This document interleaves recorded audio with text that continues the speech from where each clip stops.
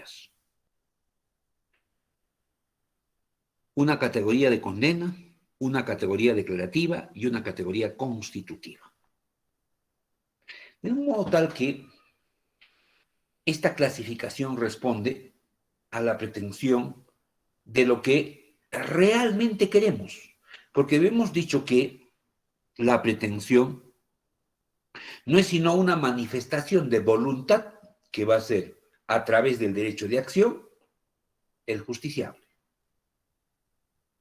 ¿Sí? Para que a partir de aquella pretensión el demandado asuma un comportamiento conforme al derecho objetivo. Eso es lo que dijimos. Entonces, esta clasificación de condena declarativa y constitutiva, como lo vamos a explicar rápidamente, nos va a permitir establecer qué es lo que el demandante de inmediato desea, qué es lo que le pide al órgano jurisdiccional ese demandante, o que haga el demandado o que sea el órgano jurisdiccional quien se pronuncie. Veamos. La pretensión de condena. ¿Cómo reconocemos o cómo llegamos a identificar una pretensión de condena? Cuando el demandante le pide al juez que ordene al demandado realizar una determinada prestación en favor del demandante. Estoy utilizando, jóvenes, las palabras más sencillas para que se entienda. Entonces, mi demanda será de condena cuando yo, demandante, le pida al juez que ordene al demandado realice una determinada prestación en mi favor. ¿Sí? ¿Qué podemos identificar aquí? ¿Qué podemos resaltar aquí? Este término, prestación. De forma tal que cuando exista una prestación, sin dudarlo, jóvenes, sin dudarlo, se trata de una pretensión de condena. Entendido la prestación como una obligación.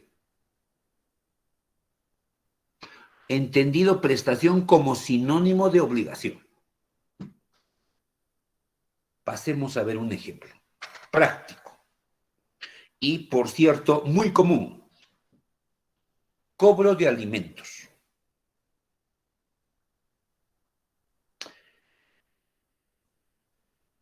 A fin de que el demandado, porque ya estamos estructurando nuestro petitorio, a fin de que el demandado cumpla con la obligación de pasar una pensión alimenticia en favor del demandante de 500 soles mensuales. ¿Sí? ¿Qué le estamos pidiendo al señor juez?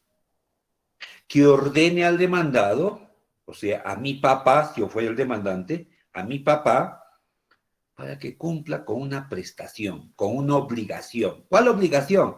De dar alimentos, pues. ¿En favor de quién? En favor mío, porque yo soy el demandante. Esa es una prestación, por ejemplo, de dar, ¿no? Las prestaciones podrán ser de dar, de hacer y de no hacer. Para algunos les parecerá extraño una prestación de no hacer. ¿Cómo sería, doctor? No lo entiendo. Claro que sí, joven. Diversos ejemplos podríamos poner. Pero esto lo van a ver con mayor nitidez cuando vean obligaciones. Derecho de obligación, que es un libro del Código Civil. ¿Sí? Pero, para no dejarlos con la duda, veamos, ya puse una obligación de dar. ¿Qué clase de obligación de dar? De dar suma de dinero, pues, ¿no? Porque el demandante, en el ejemplo que acabo de poner, lo que quiere es que le pase una pensión de alimentos de 500 soles. Entonces, es una obligación de dar suma de dinero. Por concepto de alimentos, ¿verdad? Ahora, jóvenes, está de más decirles que esa prestación o esa obligación es de carácter legal. ¿Por qué? Porque la ley es la que establece. ¿Qué cosa es lo que la ley establece? Establece que el padre debe cumplir con dar los alimentos a su hijo. Pero esa prestación también podría nacer no solo de la ley, también podría ser que podría nacer o podría originarse de un acuerdo de las partes. ¿Qué pasa si yo le presto a mi amigo Pedro la suma de 200 soles para que me pague a fines de diciembre? Llega el 1 de enero de 2022 y no me paga. ¿Qué le voy a pedir al juez? Que le ordene al demandado cumpla con devolverme mi dinero, con devolverme la prestación que le hice a mi amigo. ¿Sí? ¿Esa obligación de dónde ha nacido? ¿De la ley? No. Es porque yo y mi amigo hemos acordado. O sea, ha nacido de un contrato. Pero decía que las prestaciones pueden ser de dar, de hacer o de no hacer. Una obligación de no hacer, ¿no? Pero primero, una obligación de dar, ahora pongamos una primero de hacer, ¿no? Yo contrato al señor, a mi amigo Pedro, para que me haga una biblioteca para mis libros en mi oficina. No cumple. Puedo demandarlo con una pretensión de condena diciendo que le ordene el juez a ese mi amigo que cumpla con hacer la biblioteca que hemos pactado. Claro que sí. Obviamente, si se ha vencido el plazo. No podría yo exigirle a ese señor demandado si todavía no se ha vencido el plazo. Eso lo van a ver también más adelante, inclusive cuando hagan derecho procesal civil 3, ¿no? Ahí tienen un ejemplo de una obligación de hacer, de una obligación de no hacer.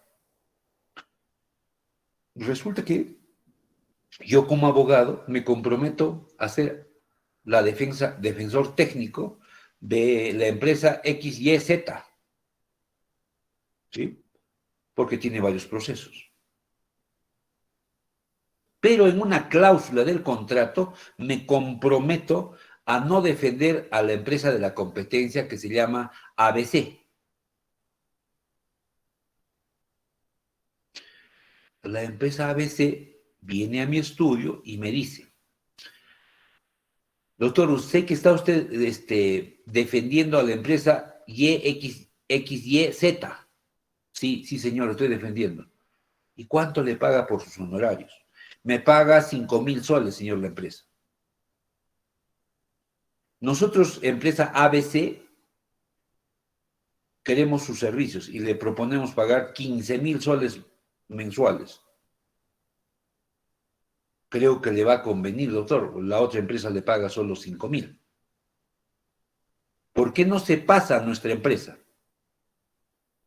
Ah, ya, pues como yo veo de que voy a ganar 10,000 soles más, son 15,000 soles los que me va a pagar, me paso a la empresa. La empresa me puede demandar, la empresa donde estoy trabajando me puede demandar por cumplimiento de obligación o cumplimiento de prestación, que es lo mismo, respecto de una obligación de no hacer. Claro que sí. ¿Por qué? Porque yo me había comprometido a no defender a la empresa de la competencia. Era una obligación de no hacer. Ahí tienen, jóvenes, 3 ejemplos de una obligación de dar, de obligación de hacer y una obligación de no hacer. ¿Sí? Entonces, la pretensión de condena se caracteriza porque siempre comprende el cumplimiento de una prestación, el cumplimiento de una obligación. ¿Listo? La pretensión declarativa. Dice, el actor pretende que se declare la existencia, inexistencia o el modo de ser de un determinado derecho y se agota con la simple declaración. ¿Cómo se entiende una declarativa? En stricto sensu, ¿ya? Se entiende una pretensión declarativa cuando el demandante le pide al juez Vean, ¿ah? Le pide al juez, ya no le pide al demandado, le pide al juez. ¿Qué le pide? Que el juez declare que existe un derecho, que no existe un derecho o el modo de ser de un derecho. Vean, en este caso ya no le pide al demandado. En el primer caso le pide al demandado, ¿verdad? Señor, quiero que el demandado cumpla con esta obligación de no hacer, de dar o de no, de no hacer. Acá en la declarativa ya no le pide al demandado, sino más bien le pide al mismo juez. Señor juez, yo quiero que usted declare de que ese derecho existe, o de que ese derecho no existe, o que ese derecho tiene este modo de ser.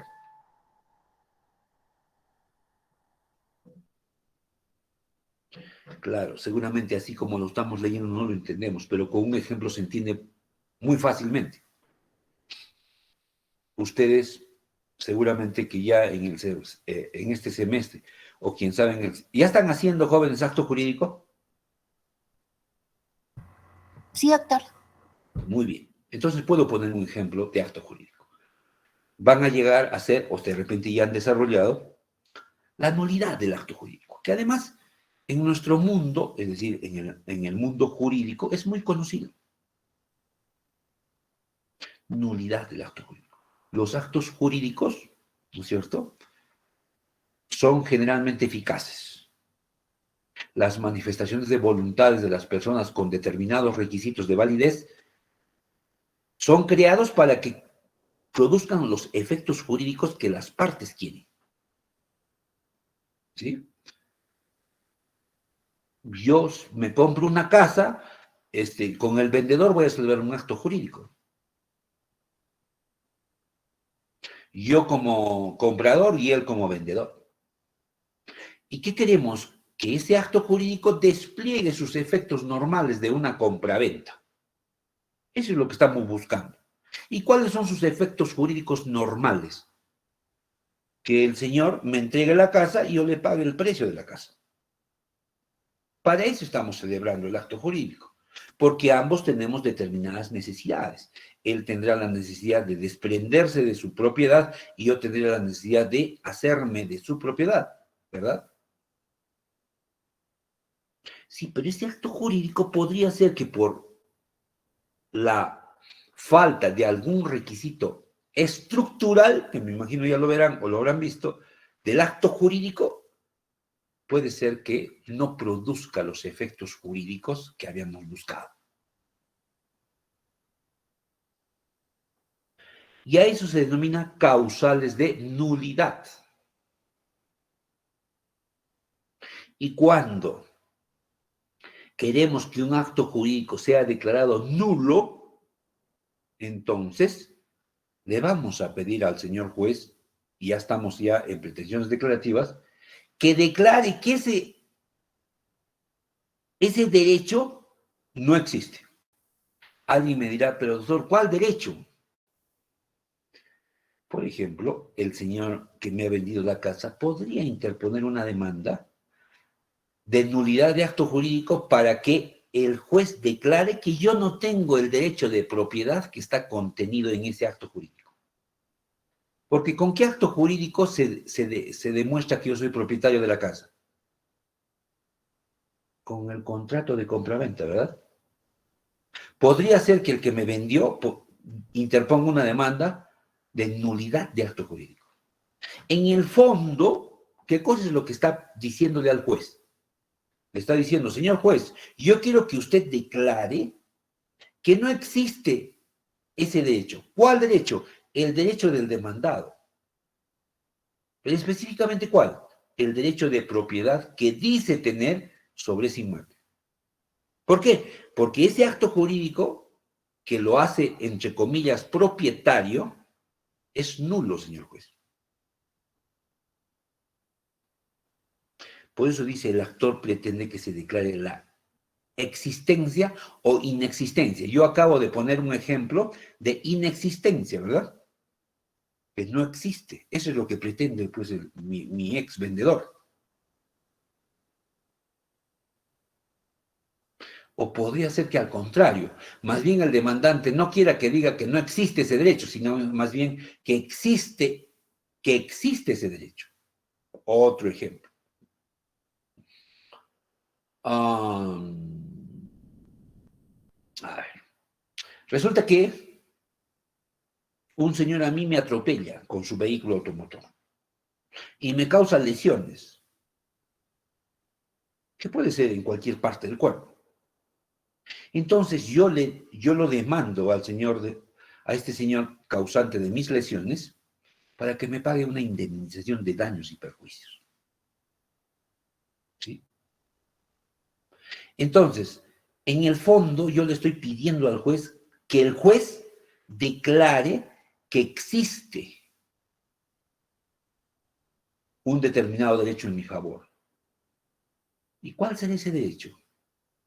El derecho que tengo a que se me indemnice por daños y perjuicios por la lesión que me ha causado.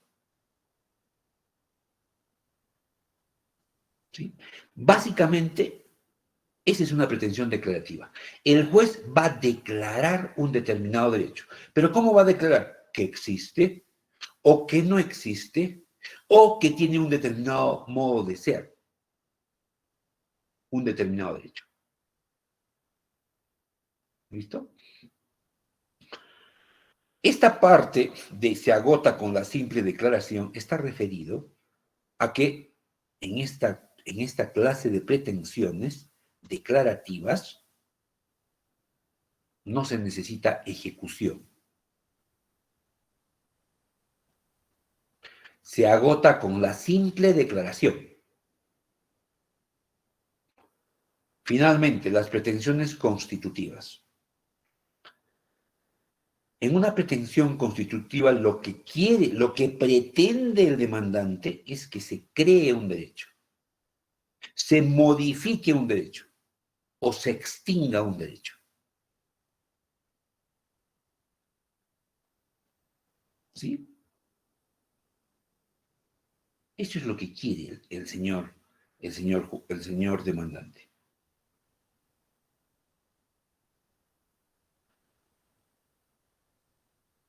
Por ejemplo, el actor pretende la creación de un derecho. Una pretensión de adopción. De adopción. ¿Qué cosa es lo que quiere el señor demandante como adoptante? Que se cree un derecho. ¿Qué derecho quiere que se cree? Que él va a ser un padre adoptivo. Se va a crear un derecho.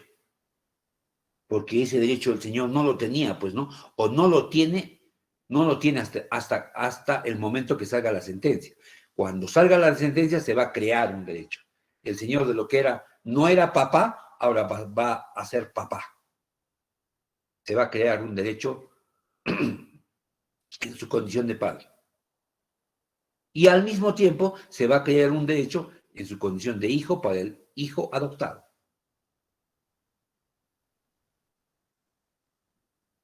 Pero también podría ser que se extinga un derecho. Ejemplo, el divorcio. ¿Qué cosa es lo que quiere el señor demandante? Que se extinga el vínculo matrimonial existente entre él y su esposa. Y que por tanto ninguno de los dos ya tengan esos derechos que la ley les otorga en su condición de cónyuges. El derecho a la fidelidad, el derecho a la asistencia mutua, el derecho al lecho y habitación, entre otros, ¿no? Esos derechos se van a extinguir. Una vez que salga la sentencia, el señor demandante va a poder enamorar con quien mejor le parezca, obviamente, siempre que esa persona del sexo opuesto sea soltero. ¿Por qué? Porque él también va a pasar a ser soltero. Ya no va a tener ningún derecho su esposa, ni sobre él, ni él sobre su esposa. Se va a extinguir los derechos que nacieron del matrimonio. En suma, podríamos decir que en una pretensión constitutiva, lo que el demandante quiere es un cambio de la situación jurídica en la que actualmente se encuentra. En los dos ejemplos que acabo de poner, está cambiando la situación jurídica de ese papá adoptivo. Su situación jurídica antes que era un ciudadano cualquiera. De repente era casado, sí, casado, pero no era padre. ¿Ha cambiado su situación jurídica? Claro que sí. En el otro ejemplo, el señor casado, ¿cuál era su situación jurídica? Esa pues, de casado. Y después que salga la sentencia, ¿cómo va a cambiar su situación jurídica? A soltero, o en todo caso, a divorciado. ¿Verdad? Entonces, en una pretensión constitutiva, lo que pretende el demandante es cambiar su situación en la que actualmente se encuentra.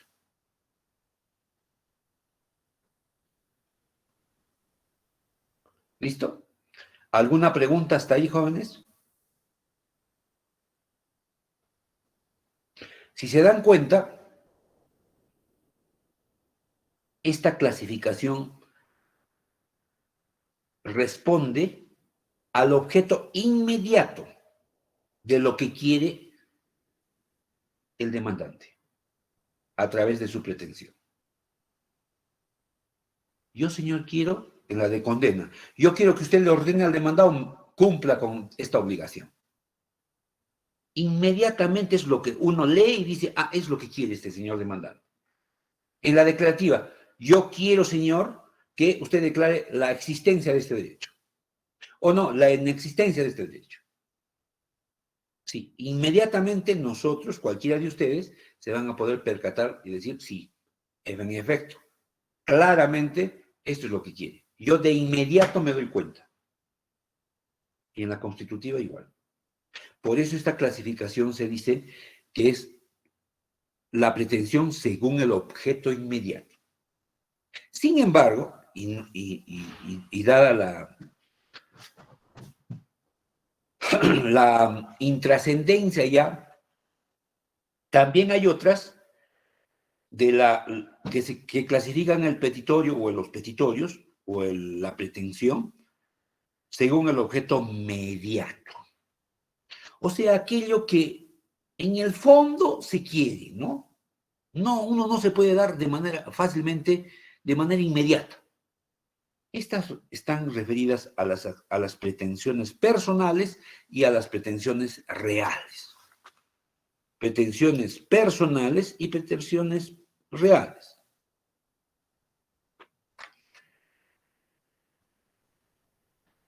Las pretensiones personales, jóvenes, siempre son aquellas en las que se demanda un derecho de obligación. O sea, si se dan cuenta, son las pretensiones de condena. Todas las pretensiones de condena siempre son pretensiones personales. ¿Y por qué se llaman así? Porque si se dan cuenta también, ¿qué cosa es lo que está pretendiendo una persona contra la otra? El cumplimiento de una obligación. Una persona quiere que otra persona cumpla con una obligación. Por eso se llaman personas. Entre dos personas van a satisfacer esa pretensión. ¿Sí? En cambio, las pretensiones reales son aquellas en las que la controversia o el derecho controvertido es un derecho real. Claro, ustedes todavía me dirán, Chautor, disculpe, ¿qué cosas son derechos reales, no? Jóvenes, en palabras simples, los derechos reales son aquellos que vinculan a una persona desde el punto de vista jurídico con un determinado bien.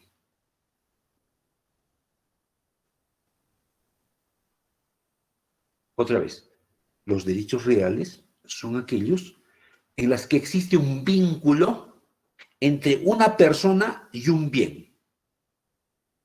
Que puede ser mueble o inmueble. Pero ¿cómo se vincula? Se vincula a través de un determinado título. Estoy desarrollando un poco de derechos reales, jóvenes. No es nuestro curso, pero para que lo entiendan tengo que explicarles. Por ejemplo, el derecho real por excelencia es la propiedad.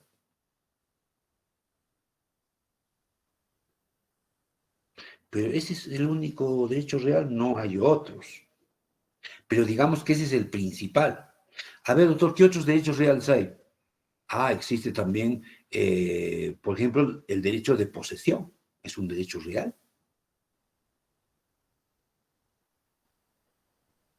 Entonces, cuando yo tengo derecho de propiedad sobre mi vehículo, es un derecho real. Cuando yo tengo derecho de propiedad sobre mi computadora, es un derecho real. Cuando tengo derecho de posesión sobre un terreno, miren, que no necesariamente yo pueda ser propietario, ¿cierto? Es un derecho real. Si se dan cuenta, en los ejemplos que les acabo de poner, hay un vínculo entre la persona y un determinado bien. En este caso, el vehículo, un bien mueble. El del terreno, un bien inmueble. La computadora, un bien mueble. Entonces, cuando de por medio esté ese derecho real de propiedad, de posesión, entre otros, entonces diremos que el petitorio es un derecho real, no es un derecho personal.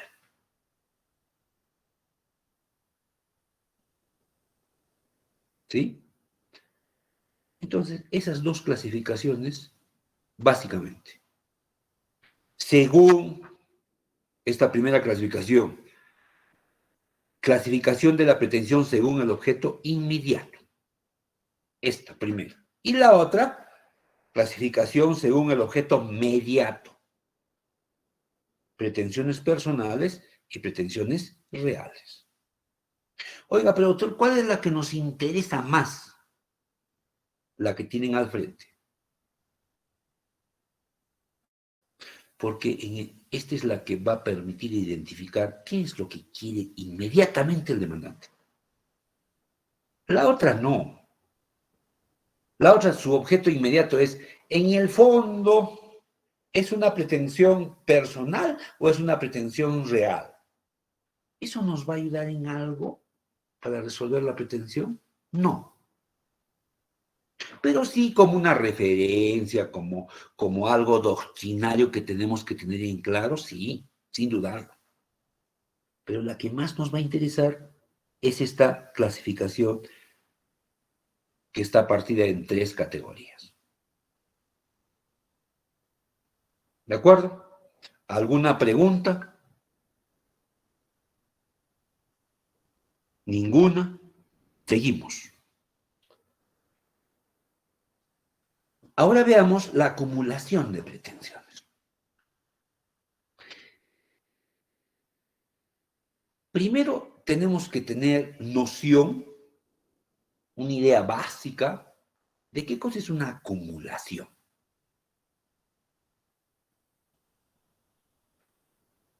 No es sino una reunión, ¿no?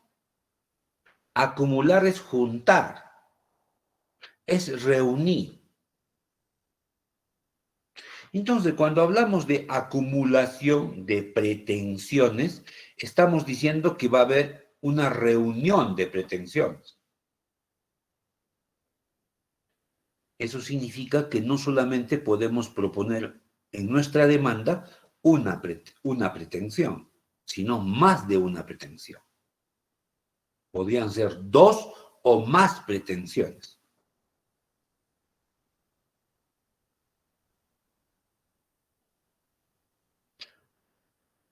¿Sí?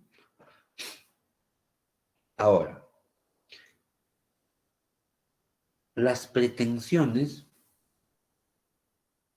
no solo son en estricto de lo que nosotros ahorita estamos conociendo como pretensiones mismas, ¿sí? Cuando existe más de una pretensión, entonces estaremos ante un proceso complejo. Difícil, eso es complejo. Complicado, porque si yo pido un cobro de alimentos y nada más que eso, ¿habrá una acumulación de pretensiones? Obviamente que no, hay una sola pretensión. Y por tanto no será un proceso complejo, será un proceso simple. Pero si yo, por ejemplo, pido, a ver, filiación extramatrimonial, ¿no? Y acumulativamente cobro de alimentos. Ya tengo dos pretensiones, ¿verdad? Filiación. Quiero que mi padre me reconozca como su hijo, pero además quiero que me pase alimentos. Ya estoy reuniendo dos o más pretensiones. Ahora,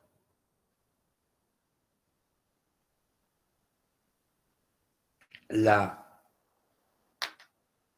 acumulación de pretensiones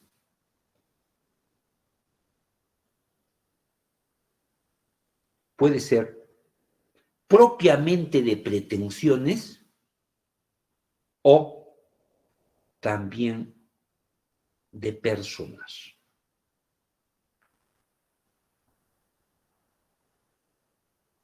¿Sí? Lo vamos a ver a continuación. Pero la acumulación de pretensiones está regulada en el artículo 83 de nuestro Código Procesal Civil, que por cierto ustedes tienen que leer. Punto segundo. Lo que tendríamos que preguntarnos a continuación es, oiga, entonces yo como demandante puedo acumular cuando mejor me parezca, cuando yo demandante quiera. La respuesta no. La ley nos exige un presupuesto que está regulado en el artículo 84.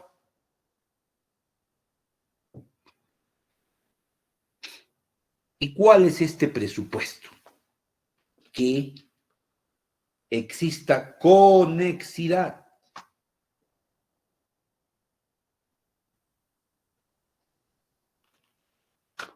¿Conexidad entre qué? Primero, leamos lo que dice el artículo 84 de nuestro Código Procesal Civil. Dice, hay conexidad cuando se presentan elementos comunes entre distintas pretensiones o por lo menos elementos afines a ellas. ¿Sí? Muy bien. ¿Qué debemos entender por elementos comunes entre las distintas pretensiones o por lo menos elementos afines a ellas? Cuando hablamos de pretensiones, ¿cierto? Estamos hablando de varias pretensiones.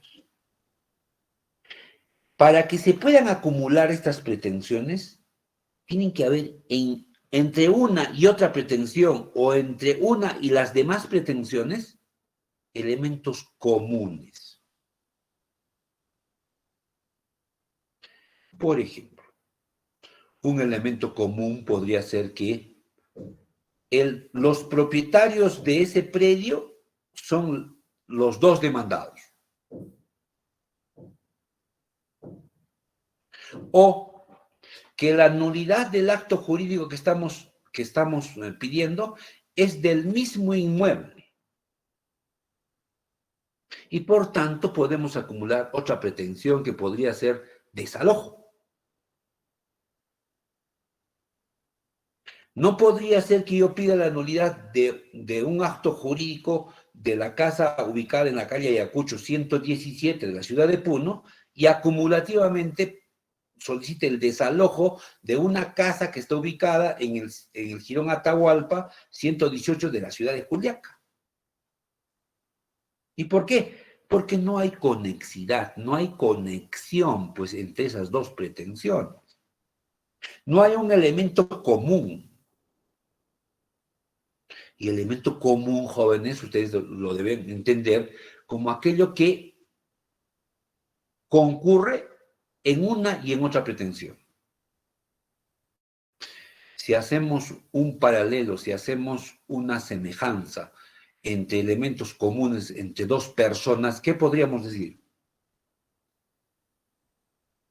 Que las dos personas, por ejemplo, tienen tronco y extremidades, superiores e inferiores. Tanto el hombre como la mujer, ¿verdad? Son elementos comunes, pues. ¿Sí? Acá en las pretensiones ocurre lo propio. Si yo voy a acumular una pretensión con otra pretensión, tiene que haber elementos comunes. Pero en el peor de los casos, por lo menos, tiene que haber elementos afines en ellas. O sea, unos elementos mínimos, básicos. Si no existe esa conexidad que ambas pretensiones o que las diversas pretensiones presenten elementos comunes o elementos afines, no puedo acumular esas pretensiones. ¿Sí? No puedo acumular. Está prohibido. ¿Y por qué? ¿Por qué prohíbe? Porque en vez de contribuir, en vez de servir para que en un solo proceso se pueda establecer, se pueda aplicar la ley en forma célere y con economía procesal, lo que voy a hacer es complicarlo el proceso.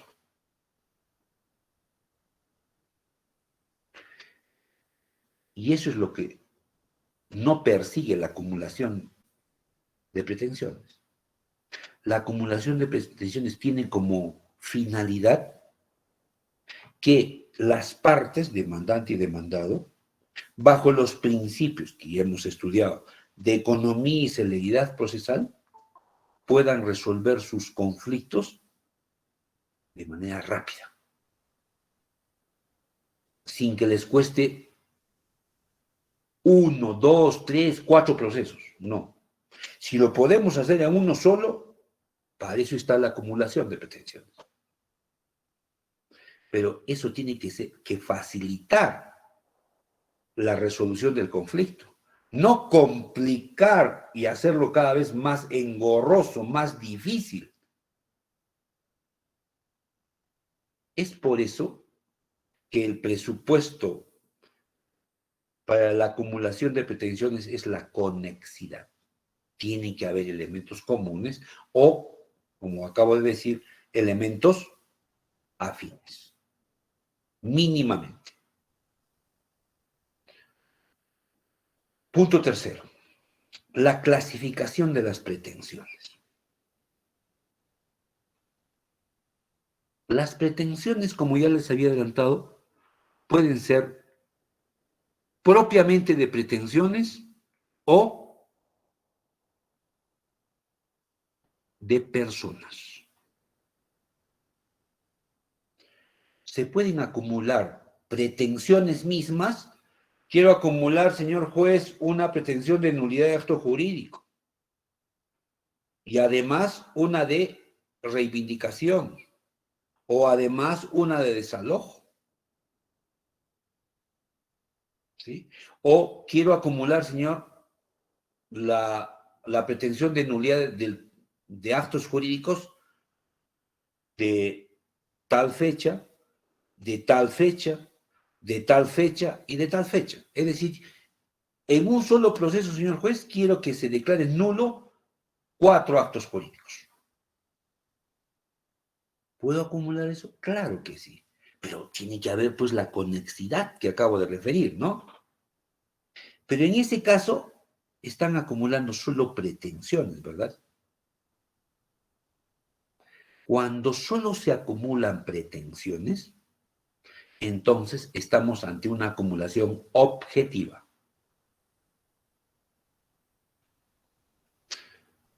Dicho de otro modo, las acumulaciones de pretensiones pueden ser objetiva y subjetiva. Objetiva cuando es de pretensiones, subjetiva cuando es de personas. En ambos casos estamos hablando de una pluralidad, sea de pretensiones, acumulación objetiva, o sea de personas, acumulación subjetiva. ¿Sí?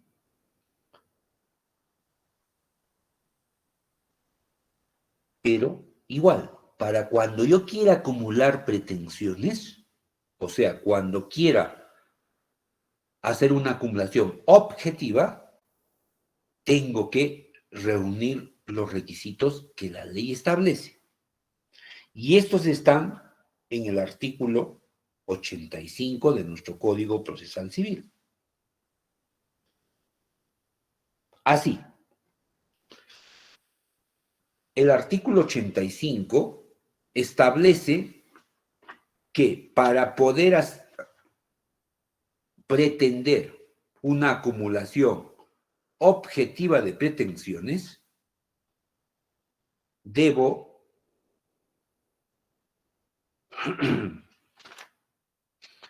tener en cuenta que esas pretensiones pueden estar en un solo proceso siempre y cuando, primero, sean de competencia del mismo juez. ¿Cómo debemos entender esto? Porque hay pretensiones que por la materia son competentes un juez y, y otra pretensión, otro juez. ¿Sí? Por ejemplo, por ejemplo.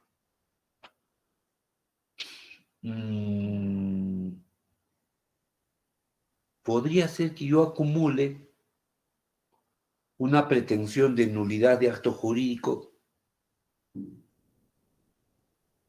y un cumplimiento de pago de 1.000.000 de soles como daños y perjuicios. Estoy acumulando dos pretensiones. ¿Sí?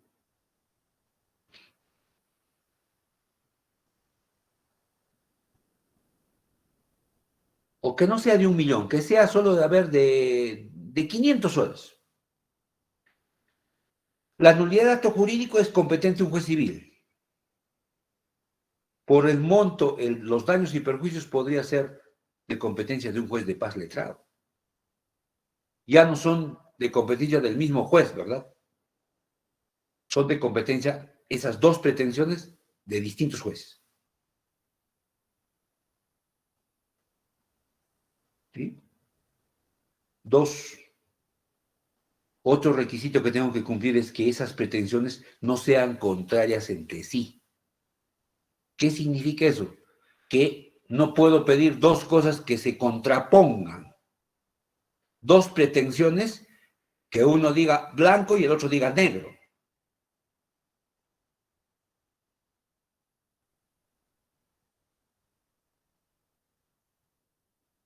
Por ejemplo,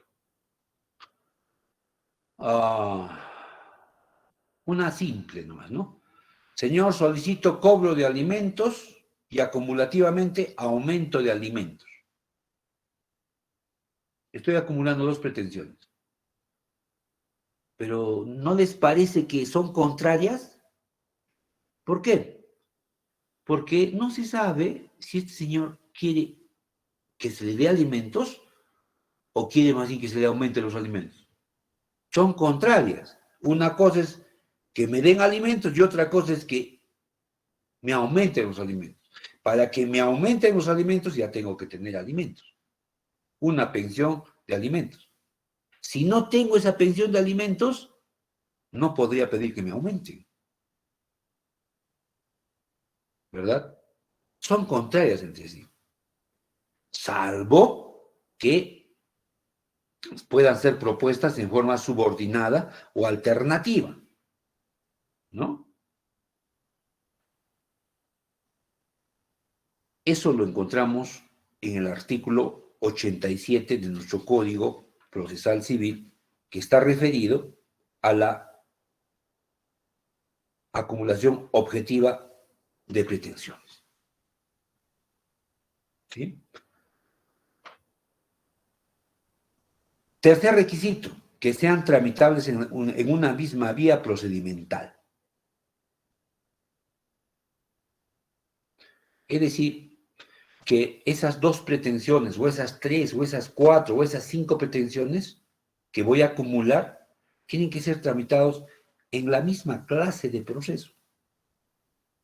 No podría ser que una pretensión se tramite en un proceso sumarísimo y la otra pretensión se tenga que tramitar en un proceso de conocimiento. Son dos vías procedimentales distintas. Básicamente, y además de las que están establecidas en el artículo 85, son estos los requisitos que tenemos que cumplir para una acumulación objetiva de pretensión. Ahora bien, por la oportunidad, la acumulación de pretensiones puede ser objetiva originaria y objetiva sucesiva.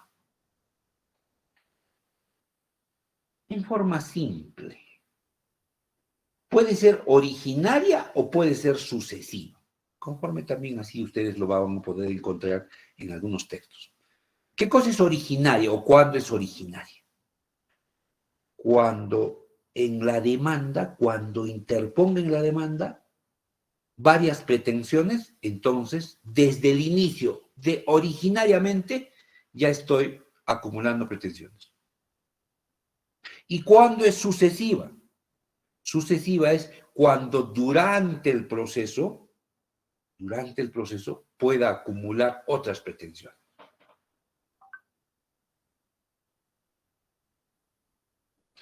Eso donde lo encontramos en el artículo 87, ¿cierto? Y también en la sucesiva en el artículo 88. ¿Sí? Y finalmente, con esto concluimos la acumulación de pretensiones. Habíamos dicho que la acumulación no solamente puede ser solo de pretensiones, sino también de personas. ¿Sí? Es decir, varios demandantes, varios demandados, o un demandante y varios demandados, o varios demandantes, un solo demandado. Pero también están sujetos a determinados requisitos que están establecidos en el artículo 86, ¿sí? De nuestro Código Procesal Civil. Y por la oportunidad, o sea, hasta cuándo podemos acumular pretensiones, están regulados en el artículo 89 de nuestro Código Procesal Civil. Ustedes tienen que revisar esta normatividad para estar al tanto. En la siguiente clase me podrán hacer preguntas a partir de la lectura de estos artículos. Bien, jóvenes, hasta aquí avanzamos el día de hoy. Si es que no hay ninguna pregunta antes de dar por concluida esta sesión.